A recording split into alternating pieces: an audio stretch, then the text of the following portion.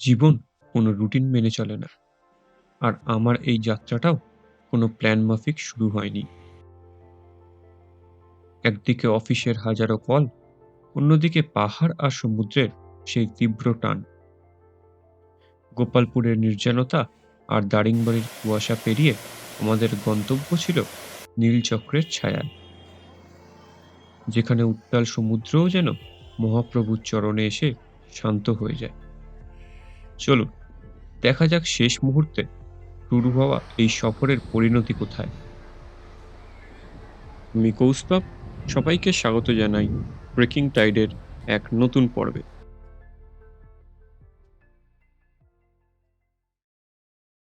প্রথমবার ব্লগ করছি, জানি না আমি কি ভুল করছি কি ঠিক করছি, কতটা বেস্ট দিতে পারছি। তাও আমি ট্রাই করছি নিজের বেস্ট যতটা হয় ততটা দেবার। তো এখন কথা হচ্ছে, আমার আজ রাত্রিরে হাওড়া থেকে ব্রহ্মপুরের উদ্দেশ্যে ট্রেন আছে, কিন্তু আমি এখন আনসার্টেন যে আমি গিয়ে উঠতে পারবো কিনা। কিছু অফিসিয়াল মিটিং আছে আমার, তো ওগুলো কমপ্লিট না হলে আমি বুঝতে পারছি না যে আমি রাত্রে ট্রেন ধরে ব্রহ্মপুর যেতে পারবো কি পারবো না।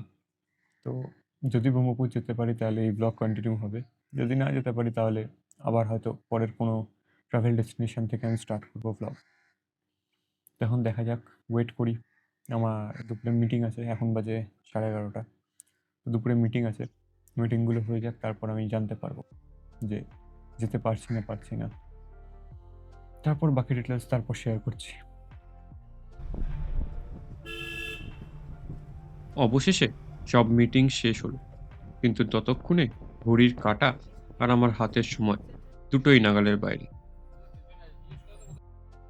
বাছাই করার সময় ছিল না, যা সামনে পেলাম সুটকেসে ঠেসে ভরে নিলাম। প্রথমবার ব্লগ করার ইচ্ছা ছিল অনেক, কিন্তু ওই তাড়াহুড়োয় ক্যামেরা অন করার সুযোগই পেলাম না। দ্রুত একটা ক্যাব নিয়ে ছুটলাম হাওড়ার দিকে। 22 নম্বর প্ল্যাটফর্মে দিয়েছে আমাদের ট্রেন 1286 হাওড়া এসএমভিপি এক্সপ্রেস। যেতে সাধ্যমতো ব্যাগপত্র সামলে নিয়ে উঠে পড়লাম ট্রেনের ব্যস্ততায়। আমাদের আজকের ঠিকানা এসি 3 টায়ারের B1 কোচ। রাত তখন 11:45। ট্রেনে উঠেই ডিনার সেরে নেওয়ার তৎপরতা, আর তারই মাঝে আমাদের ট্রেন হাওড়া স্টেশনকে বিদায় জানিয়ে রওনা দিল ব্রহ্মপুরের উদ্দেশ্যে।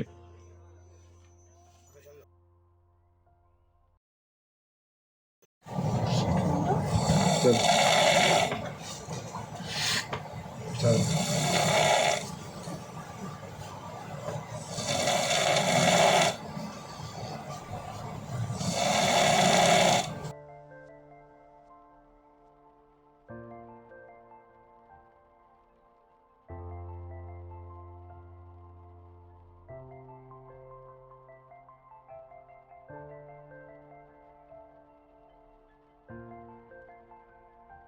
সময় এখন সকাল 7টা। ট্রেন অলরেডি 1 ঘন্টা লেট। ভুবনেশ্বরে ঢুকেছে ট্রেন সবে। দেখা যাক। ভুবনেশ্বর থেকে ট্রেন ছাড়লো আরো 30 মিনিট দেরিতে। দেরি হলেও ট্রেন যখন ছাড়লো, বাইরের দৃশ্য দেখে মনটা জাস্ট ভালো হয়ে গেল। দলের সব থেকে ছোট সদস্যটি জানলার দিকে একভাবে তাকিয়ে একটাই কথা ভাবছে, আর কতক্ষণ। তবে ট্রেনের দেরি কিন্তু আমাদের আড্ডায় একটুও ভাটা ফেলতে পারেনি। পরিবারের সবাই মিলে একসাথে ট্রাভেল করার এটাই মজা। হাসাহাসি, মশকরা আর জমিয়ে গল্প করতে করতে সময়টা অনেকটা হালকা হয়ে যায়।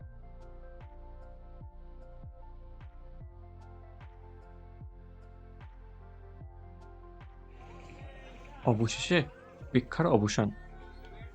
আমাদের ট্রেন 3.5 ঘন্টা লেট করে বেলা 11টায় পৌঁছলো ব্রহ্মপুর স্টেশন। স্টেশনের বাইরে থেকেই অটো নিয়ে আমাদের গোপালপুরের যাত্রা শুরু হলো।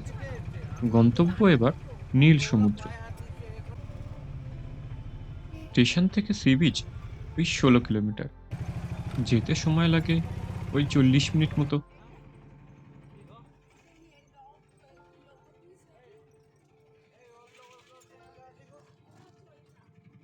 দূরে ওই যে নীল বিল্ডিংটা দেখছেন, ওটাই আমাদের এবারের গোপালপুরের আস্তানা। Hotel sea side bridge. তো এই হচ্ছে সি ব্রিজের হোটেলের রুম ট্যুরটা আমি একবার দিয়ে দিই আপনাদের। এই হচ্ছে রুম কিছুটা। রুমের মধ্যে আপনার একটা ডেস্ক পেয়ে যাবেন, দুখানা ডেস্ক পাবেন, একটা না দুখানা ডেস্ক পাবেন। বাথরুমটা কিছুটা এরকম। এই হচ্ছে বিছানা, আর এখানে একটা মিরর পেয়ে যাবেন। আরে আপনারা যদি এসি রুম নিতে চান, এসির ব্যবস্থাও আছে এখানে, তবে আমরা নন এসি রুমই নিয়েছি। তো রুম যে আহামরি কিছু সেটা বলবো না, কিন্তু এই গোপালপুর চত্বরে আমরা আরও 3-4টে হোটেল খুঁজলাম, খুঁজে দেখলাম কোনো রুমেই জায়গা ছিল না। তো এটা আমি বলবো, যদি আপনাদের আমি বাইরের ভিউটা দেখাই তাহলে বুঝতে পারবেন যে এই রুমটা হয়তো 1300 টাকা করে পার ডে এই প্রাইসটাকে জাস্টিফাই করে অনেকটাই। তো আমি আপনাদের বাইরের ভিউটা দেখাচ্ছি, তারপর আপনারা বুঝবেন কতটা জাস্টিফাই করছে প্রাইসটা।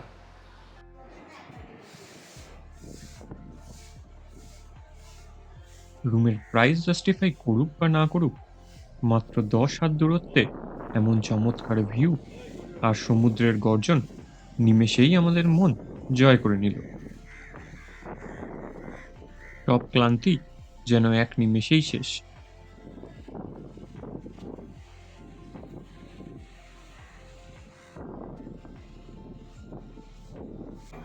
হোটেলে ফ্রেশ হয়ে নিয়ে এবার লাঞ্চের পালা।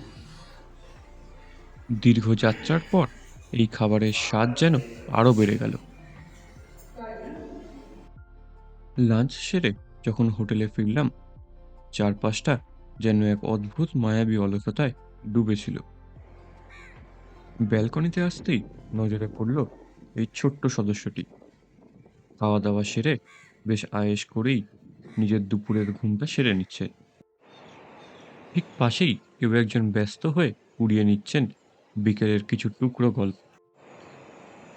সূর্য ডোবার মুখে সৈকতেও এখন ফেরার ব্যস্ততা। দিন শেষের সব স্মৃতি গুছিয়ে নিয়ে সবাই এখন ঘরের পথে। এরই মাঝে সেই ছোট্ট শিশুটি নিজের মতো করে বালির প্রাসাদ বানাতে মগ্ন। পৃথিবীর কোনো নিয়ম যেন তাকে ছোঁয় না।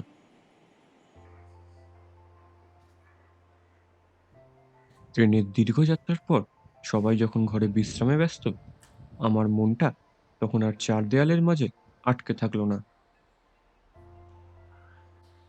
ব্যালকনিতে বসে সমুদ্রের এই বিশালতা আর মানুষের এই ছোট ছোট কর্মকাণ্ড দেখতে দেখতে অনেকটা সময় কেটে গেল।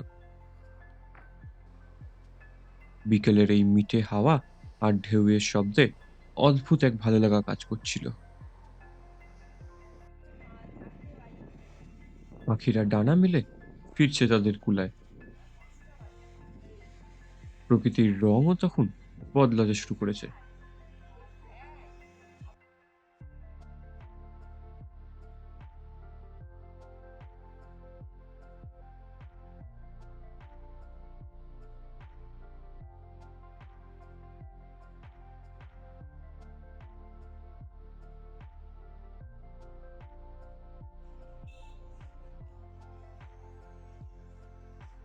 সেদিন বিকেলে আমরা ঘুরে দেখলাম গোপালপুর বিচ রোড। সন্ধে নামতেই এই রাস্তাটা যেন প্রাণ ফিরে পায় সারি সারি স্ট্রিট ফুডের দোকানে।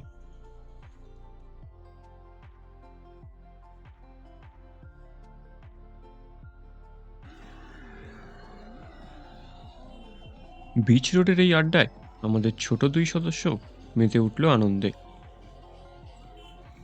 কেউ রিমোট কন্ট্রোল বাইক নিয়ে ব্যস্ত, তো কেউ ফোর হুইলার গাড়ি নিয়ে মেতে আছে নিজেদের মতো।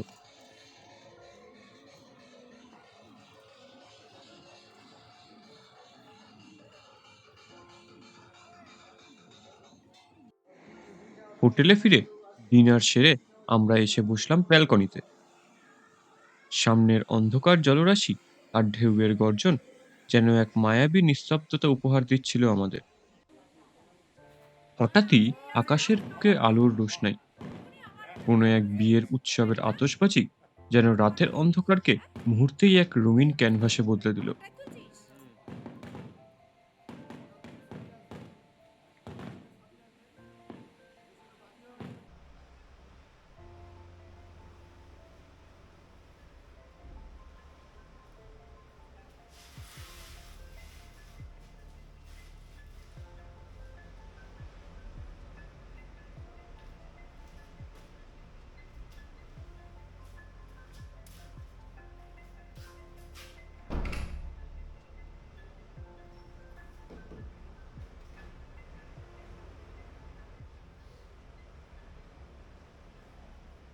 Good morning from Gopalpur day 2। আজকে আমাদের এখান থেকে সাইট সিন করতে যাওয়ার প্ল্যান আছে তারাতারিণী মন্দির। তো আমরা কাল রাত্রিরেই হোটেলের লোকেদের সাথে কথা বলে অটো বুক করে রেখেছিলাম। এখানে আপনার গাড়ি নিলে হয়তো 3,000 টাকা কি 3,500 টাকা এরকম চার্জ করবে গাড়ি। তবে একটু বার্গেনিং করলে অটো আপনারা 1,900 থেকে 2,000 টাকা, 1,800 থেকে 2,000 টাকা এর মধ্যে পেয়ে যেতে পারেন। তো আমরা হোটেলের লোকেদের সাথে কথা বলে অটোটা ঠিক করে রেখেছি। অটো 9:30টায় আসবে, তারপর আমরা ওখান থেকে তারাতারিণী মন্দিরের উদ্দেশ্যে রওনা দেবো। এই হোটেলের রুম থেকে মর্নিং ভিউটা দেখতেও কিন্তু খুব ভালো লাগে। আমি ভিউটা একবার দেখাচ্ছি, দেখুন।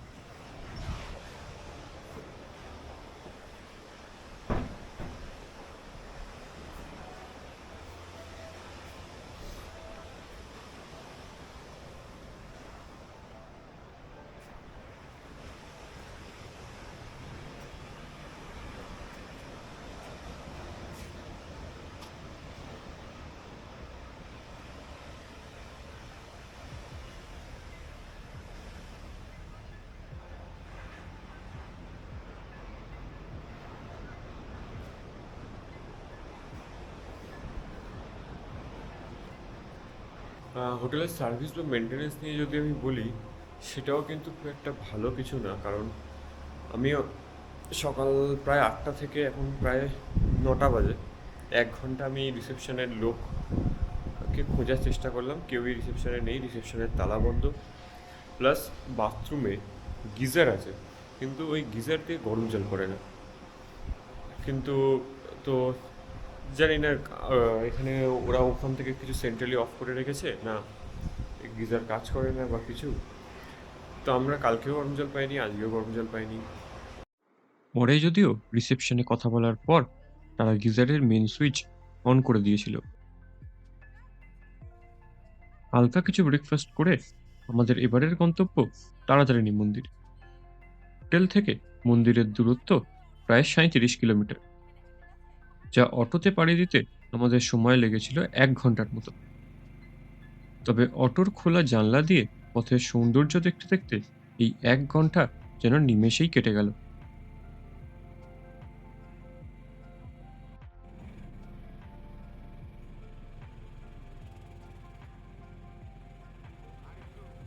দূরে এই পাহাড়টি হলো কুমারী পাহাড়, যার চূড়ায় রয়েছে মা তারাতারিণীর এই মন্দির।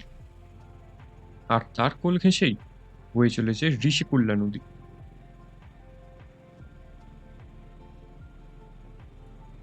পথের এই সৌন্দর্যের মাঝেই আপনাদের হোটেলের খরচটা জানিয়ে রাখি। আমাদের 5টি রুমের জন্য 2 রাতে খরচ পড়েছিল 14,000 টাকা। আর খাওয়া দাওয়া বলতে হোটেলেই আমরা লাঞ্চ আর ডিনার সেরে ফেলেছিলাম। তো দুদিনে যা খরচ পড়েছিল তা ওই 6,000 টাকার মতো। খরচপাতির হিসেব তো হলো, এবার চলুন ফেরা যাক আমাদের আসল গন্তব্যের গল্পে। মন্দিরের গেট ক্রস করার পর একটু এগিয়েই রয়েছে রোপওয়ে কাউন্টার। রোপওয়েতে এখানে বড়দের টিকিট 65 টাকা করে এবং ছোটদের 40 টাকা। কাউন্টারের ওখানেই আমরা সেরে নিয়েছিলাম আমাদের আজকের ব্রেকফাস্ট। দাম খুবই রিজনেবল। ব্রেকফাস্ট শেষ করে আমরা লাইন দিলাম রোপওয়েতে।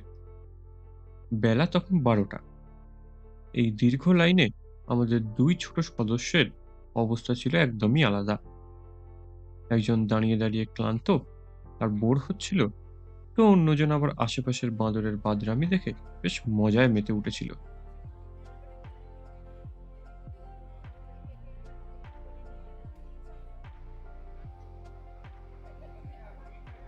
দীর্ঘ 40 মিনিট লাইনে অপেক্ষা করার পর অবশেষে এলো আমাদের নাম্বার।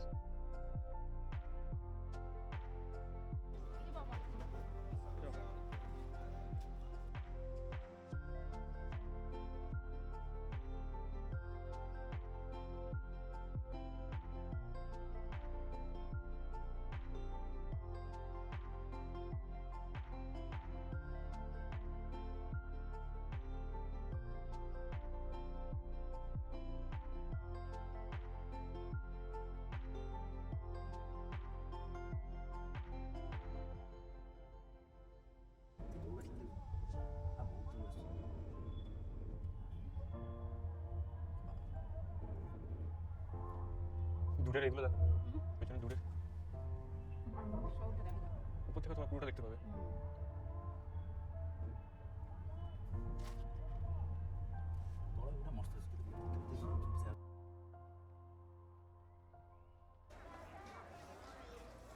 ওই থেকে নেমে মন্দির চত্বরে পা রাখতেই এক অদ্ভুত প্রশান্তি ঘিরে ধরলো আমাদের।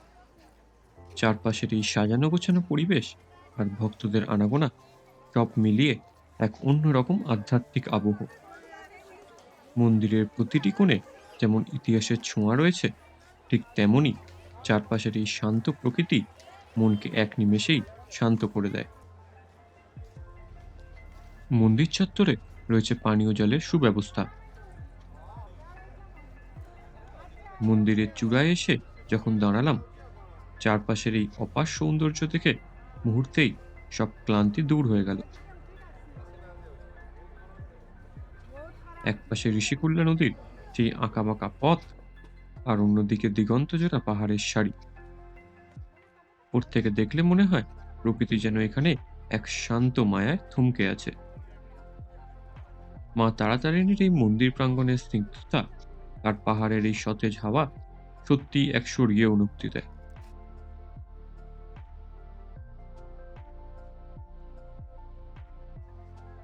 রোপওয়ে ছাড়া মন্দিরে আসার আরো দুটি পথ রয়েছে।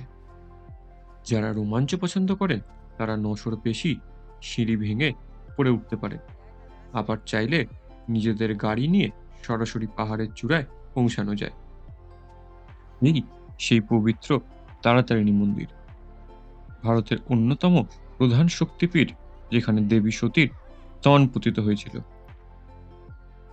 কলিঙ্গ স্থাপত্য শৈলীতে তৈরি এই মন্দিরটি বৌদ্ধ ও হিন্দু ধর্মের এক প্রাচীন সাংস্কৃতিক মেলবন্ধনের সাক্ষী হয়ে দাঁড়িয়ে আছে। মন্দিরের প্রবেশদ্বারের ঠিক পাশেই জুতো ও ব্যাগ রেখে আমরা প্রবেশ করলাম মূল মন্দিরে।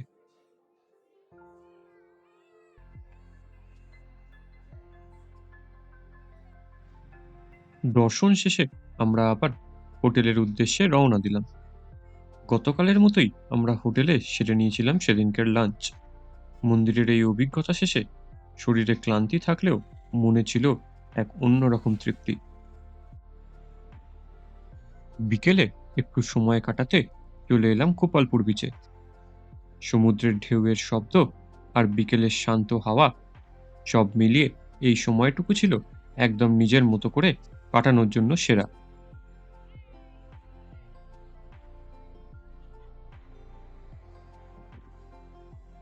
আজকের ভিডিওটি এই বিচের পাড়েই শেষ করলাম।